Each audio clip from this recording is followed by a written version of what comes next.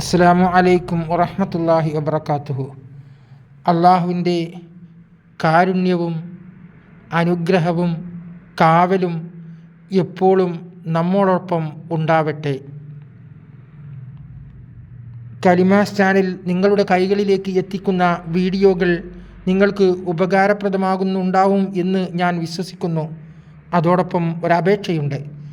ഈ ചാനലിലൂടെ നിങ്ങൾക്ക് ലഭിക്കുന്ന ഓരോ വിഷയത്തിലും നിങ്ങൾക്കുള്ള അഭിപ്രായങ്ങൾ, അതുപോലെ അത് എന്ത് അഭിപ്രായങ്ങളായാലും കുറ്റങ്ങളായാലും കുറവുകളായാലും നിങ്ങൾ കമൻറ്റ് ബോക്സിൽ ഇടാൻ മറക്കരുത് എന്ന് പ്രത്യേകം അപേക്ഷിക്കുന്നു.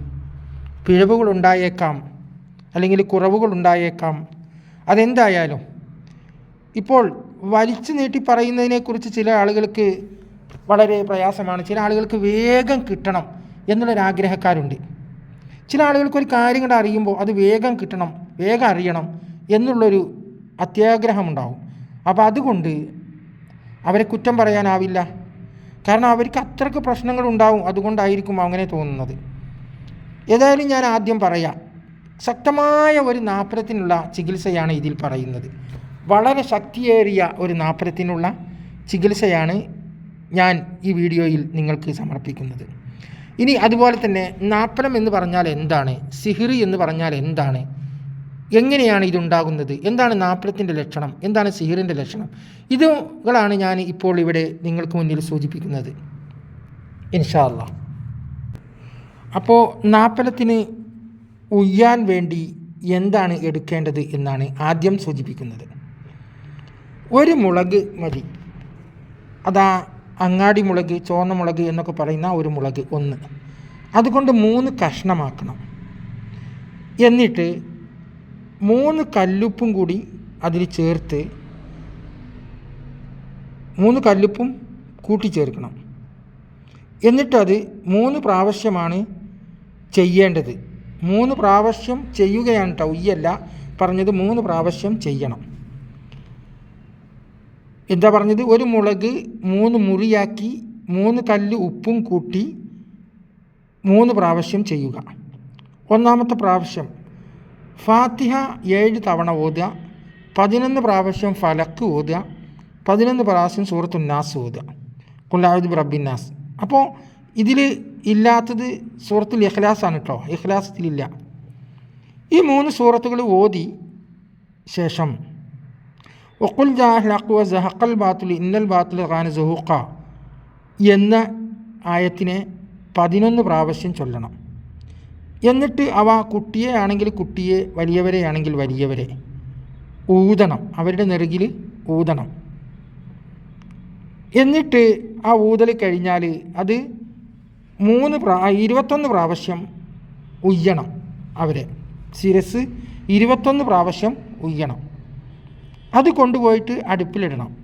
വീണ്ടും അതേമാതിരി ഒരു മുളക് 3 മുറിയെടുത്ത് 3 കഷ്ണമാക്കി കല്ലുപ്പ് 3 എടുത്ത് വീണ്ടും തലയിൽ വെച്ച് ഇതേപോലെ ഫലക്കും നാസും 11 പ്രാവശ്യവും ഫാത്തിഹ 7 പ്രാവശ്യവും ഓതി വഖുൽ ജാഅൽ ഹഖ് 11 പ്രാവശ്യവും ഊതി 21 പ്രാവശ്യം ഉയ്യുക. ഇപ്പോൾ 2 പ്രാവശ്യമായിട്ടോ. എന്നിട്ട് അതും കത്തുന്ന ചിരട്ടക്കണലുള്ള കത്തുന്ന അടുപ്പിൽ കൊണ്ടുപോയിട്ട് ഇടുക. ആദ്യം ചിരട്ടക്കണൽ ഇങ്ങനെ കത്തിക്കണം, അതിങ്ങനെ കത്തിക്കൊണ്ടിരിക്കണം, അതിൽ കൊണ്ടുപോയി ഇടുക. ഇനി 3ാമത്തെ പ്രാവശ്യം ഉയ്യലിനാണ് പ്രത്യേകതയുള്ളത്. ഇതേമാതിരി ഒരു മുളകെടുക്കുക, 3 കഷ്ണം മുറിക്കുക, എന്നിട്ട് 3 കല്ലുപ്പും ചേർത്ത് ഈ പ്രയാസമുള്ള ആളുടെ തലയിൽ വെച്ച്, അല്ലെങ്കിൽ കുട്ടിയാണെങ്കിൽ കുട്ടിയുടെ തലയിൽ വെച്ച് 7 ഫാത്തിഹ ഓതുക, 11 സൂറത്തുൽ ഫലക്ക് ഓതുക, 11 സൂറത്തുൻ നാസ് ഓതുക, 11 പ്രാവശ്യം വഖുൽ ജാഅൽ ഹഖ് വസഹഖൽ ബാത്തിലു ഇന്നൽ ബാത്തില കാന സഹൂഖ എന്ന് ഉള്ള ആയത്ത് ചൊല്ലുക. അതുകൊണ്ട് ഊതുകയും ചെയ്യുക. അങ്ങനെ ചൊല്ലിയിട്ട് ഊതുക. ഈ 11 പ്രാവശ്യം പറഞ്ഞതിൽ ഓരോ പ്രാവശ്യവും ഊതണം കേട്ടോ. ഒരു പ്രാവശ്യം ഫാത്തിഹ ഓതി, ഒരു പ്രാവശ്യം ഫലക്കോതി, ഫന്നാസ് ഓതി ഒക്കെ ഓതിയാൽ ഇങ്ങനെ 7 പ്രാവശ്യം ഫാത്തിഹ ഓതിയിട്ട് 7 പ്രാവശ്യം ഊതിക്കഴിഞ്ഞതിന് ശേഷം പിന്നെ 11 പ്രാവശ്യം ഫലക്ക് ഓതിയിട്ട് ആ ഫലക്കിലും 11 പ്രാവശ്യം ഊതണം. 11 നാസ് ഓതുമ്പോഴും വേണം 11 പ്രാവശ്യം ഊതുക ഖുൽ റബ്ബിന്നാസ്. ഇത് ഓതിക്കഴിഞ്ഞ ശേഷം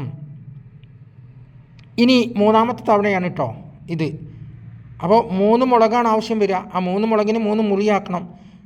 ആദ്യത്തെ പ്രാവശ്യം 1 മുളക് കൊണ്ട് 3 മുറിയാക്കി, 2ാമത്തെ പ്രാവശ്യം 1 മുളക് കൊണ്ട് 3 മുറിയാക്കി, 3ാമത്തെ പ്രാവശ്യവും 1 മുളക് കൊണ്ട് 3 മുറിയാക്കി. 2 പ്രാവശ്യവും നമ്മൾ ഉയ്ഞ്ഞത് 21 തവണയാണ്.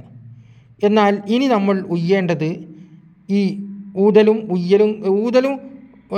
കഴിഞ്ഞാൽ പിന്നെ തലയിൽ വെച്ചാണ് ഊതേണ്ടത്. തലയിൽ വെച്ചാണ് ഇങ്ങനെ മന്ത്രിക്കേണ്ടത്. പിന്നെ 101 പ്രാവശ്യം അവസാനം ഉയ്യാനുള്ളത്, 101 പ്രാവശ്യം ശിരസ് ചെയ്യണം. എന്നിട്ട് അത് അടുപ്പിൽ കൊണ്ടുപോയി ഇടുക.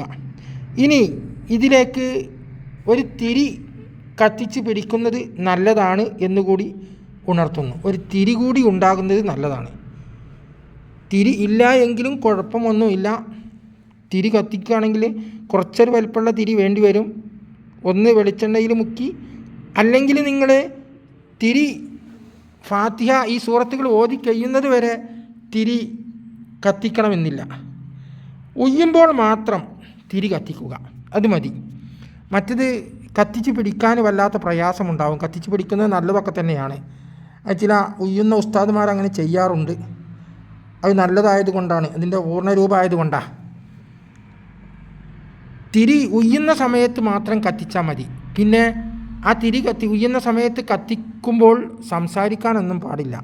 ആദ്യം തന്നെ വിളക്ക് അവിടെ കൊടുന്ന് കത്തിച്ച് വെക്കണം, അല്ലെങ്കിൽ മെഴുകുതിരി കത്തിച്ച് അവിടെ വെക്കണം. എന്നിട്ട് നമ്മൾ ഉയ്യാൻ നേരത്തെ അതിൽ നിന്ന് തീ കൊളുത്തി ഉയ്യുക. ഉയ്യാൻ നിൽക്കുന്ന ആൾ, മന്ത്രിക്കാൻ നിൽക്കുന്ന ആളുണ്ടല്ലോ, അയാൾ സംസാരിക്കാനോ പിന്നെ മറ്റുള്ളവർക്ക് തിരിഞ്ഞു നോക്കാനോ ഒന്നും പാടില്ല. ഈ ഒരു ജോലിയിൽ മാത്രം വ്യാപൃതനാവണം.